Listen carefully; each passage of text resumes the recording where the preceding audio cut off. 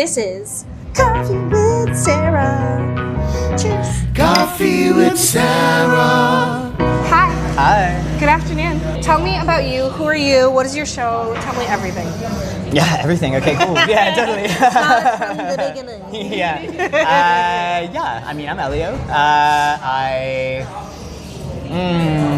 Spend my days doing all kinds of different things, making theater, making poems. I teach the 6th and 7th grade as well. So much of my work is collaborating with people, and my life is spent collaborating with people in different ways. Can you tell us where you are at in the process of Liam? Yeah, for sure. That's a great question. So the work itself has been in development for the last couple of years. Often my work is, and recently it's like, okay, here I am just writing the play, ticky-tacky, like this is the thing that I'm making. Yeah. This process began as a long poem, and then it was interpreted into a series of live happenings that I enacted at the end of my street when I was living at 4th and Commercial a couple of years ago. And then it was a visual art piece, and then it was a more refined sort of chapbook of poetry. It's an audio recording, so there was a period of time where it was sort of a constellation of ideas, and the most recent leg of the process has been taking that constellation, bringing it now back into a theatrical landscape, seeing how these things can influence and work together, and most specifically the thing that I'm working on right now and will be testing this May is the work, this performance artwork that's not a play, that is not a one-person show, that is an experimental performance work.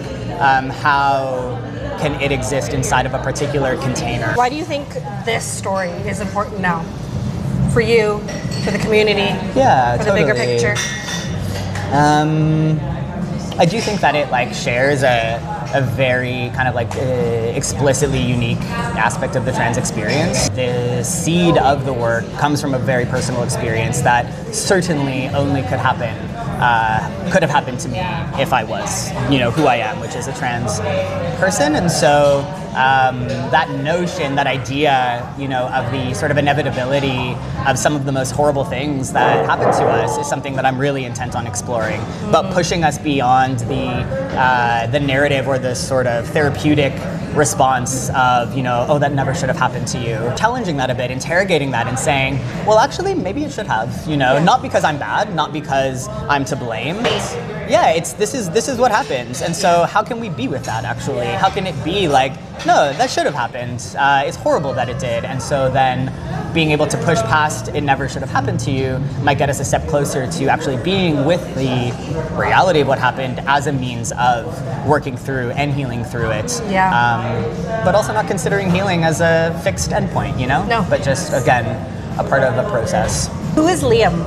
Yeah, totally. Yeah, so Liam is a name that I went by for 8 years. When I was born, my parents gave me the name Leah, which I love. It's now back in my name. It's a middle name, spelled L-I-A.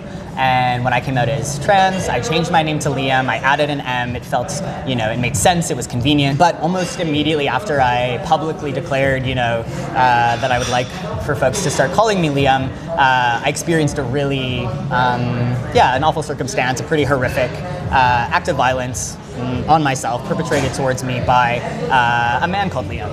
And so the sort of thing that was at a very crucial, transformative, kind of time in my life, coming out as trans, taking on a new name, taking those steps was sort of immediately taken from me. And it wasn't until, 5 or 6 years in that I realized I don't have to keep this name. Let that sort of move through me for a couple of years, and then ultimately found a new name that really excited me, which is Elio, which is the name I go by now. And I think we'll stick with, for the next while anyways. How does it feel to be, working in this story with your loved ones, your family? But it feels so special. I have a sort of value around art making that is with and for my loved ones. And it also just kind of feels like, 20 years of mine and Maria's parents saying you just need to work on a blah blah blah together, and everybody just needs to, why do you never hire Maria to do no, and it's actually they're so much more booked and busy than I am. I'm I can barely get them, but they've it's made awesome. time in their schedule for you. They have, I know, yeah. Good time. Actual last question. Yeah. Come on. If you were to share one moment, one line, what would it be? Can I share two? Yes, you absolutely can. Cool. So there's a line that always gets a laugh, which I guess it is funny that when I say I'm a slut for peach juice, it just like means so many different things, I think. But yeah, there's a line in the first part of the work that was sort of the seed of all of it. The line from one of Shakespeare's sonnets, rather than a rose by any other name, but a liam by any other name would smell as sweet, was the first thing, that was the first sort of creative, artistic, nugget or kernel